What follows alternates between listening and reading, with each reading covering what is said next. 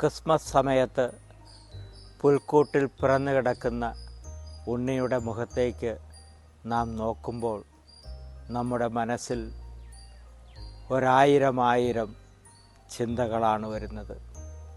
മനുഷ്യനും ദൈവവുമായ അഭേദ്യമായ ബന്ധത്തിൻ്റെ ഓർമ്മ, മനുഷ്യനെ രക്ഷിക്കുവാൻ ദൈവം കനിഞ്ഞ് സ്വപുത്രനെ തന്നെ മാനവനായി ജനിപ്പിച്ചുകൊണ്ട് ഈ ലോകത്തിൽ നന്മയുടെ, സമാധാനത്തിൻ്റെ, ശാന്തിയുടെ ചിന്തകൾ മനുഷ്യ മനസ്സിൽ ഓർമ്മപ്പെടുത്തുന്ന ആ ദിവ്യ ഉണ്ണിയാണ് പുൽക്കൂട്ടിൽ കിടക്കുന്നത്.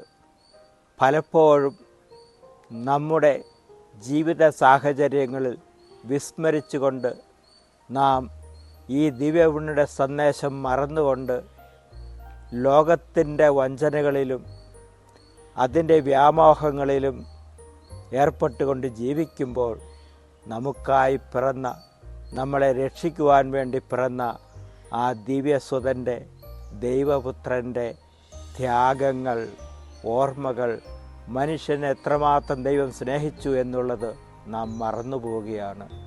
ഈ ക്രിസ്മസ് അവസരത്തിലെങ്കിലും നമുക്ക് വേണ്ടി ഒരുവൻ, ദൈവപുത്രൻ ജനിച്ചു എന്ന ചിന്തയോടുകൂടി നാം പോകുമ്പോൾ, അതിൻ്റെ ചൈതന്യത്തിൽ നാം ജീവിക്കുമ്പോൾ, നാം പുൽക്കൂട്ട് കിടത്തിയിരിക്കുന്ന ആ ദിവ്യ ഉണ്ണിയുടെ സന്ദേശം, ഭൂമിയിൽ സന്മനസ്സുള്ളവർക്ക് സമാധാനം എന്ന ആ വാഗ്ദാനം നിറവേറ്റുന്നതിന് നാം പരിശ്രമിക്കുകയായിരിക്കും ചെയ്യുന്നത്.